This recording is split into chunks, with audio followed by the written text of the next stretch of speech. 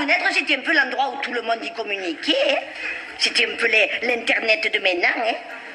Et d'ailleurs, sur l'ordinateur, il appelle Windows, c'est de chose. Oui. Windows, qu'est-ce que ça veut dire? La fenêtre, eh bien, ça vient du Vieux-Nice.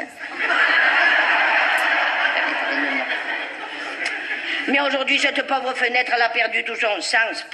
Essaye d'appeler quelqu'un sous la fenêtre. Avec les doubles vitrages, tu restes 2 mois dessous.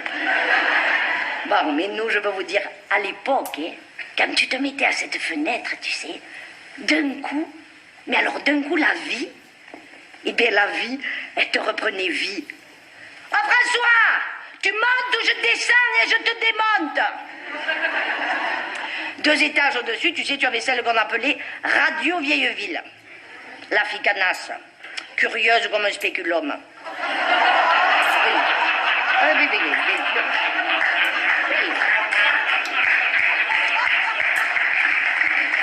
Bon, que pour elle, la fenêtre, c'était un peu comme une télé, tu sais, à part que les commentaires, elles se les faisaient toutes seules. Hein.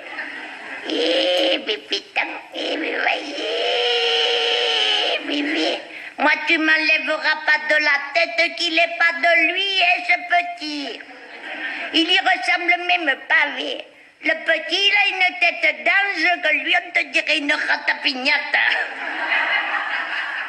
Tiens, c'est comme quand il te passe le facteur. Comment tu le savais, par la fenêtre? Oh, Madame Fine, vous avez une lettre de votre fils. J'ai reconnu son écriture.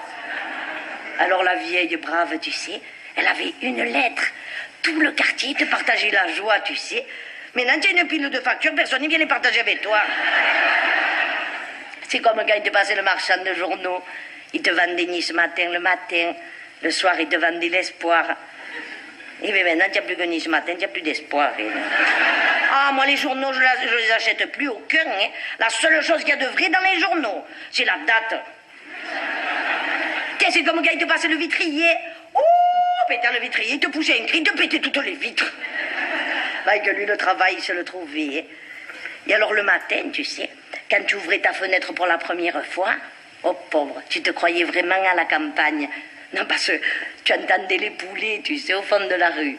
Ben, c'est vrai que nous, à l'époque, on avait le marchand de poulets. Bon, il nous vendait les poulets vivants. Hein.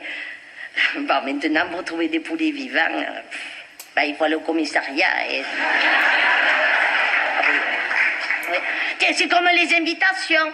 Nous, on se les faisait par la fenêtre, on n'avait pas besoin de brichetol. Hein. Oh, Martine, tu descends? On va signer. Il y a la fête des Cougourdes. Non, vas-y avec ta sœur. Comment ça vous faites la paire? Tiens, c'est comme la solidarité. Voyez? Et bien, même ça, on se le faisait par la fenêtre. La solidarité. Hein? Oh, Madame Patalacci, vous avez besoin de quelque chose? Je viens à l'épicerie chez Justin. Oui, belle. Prends-moi 3 paquets de blettes. Oui. À midi, j'ai les petits qui viennent. Comme ça, je leur fais la trouche. Alors la vieille brave, tu sais, elle te descendait le panier par la fenêtre, avec la corde. Elle mettait le porte-monnaie dedans. Va le mettre maintenant, le porte-monnaie dans le panier. Non seulement ils te font péter le porte-monnaie, mais en plus ils tirent sur la corde pour faire tomber la vieille.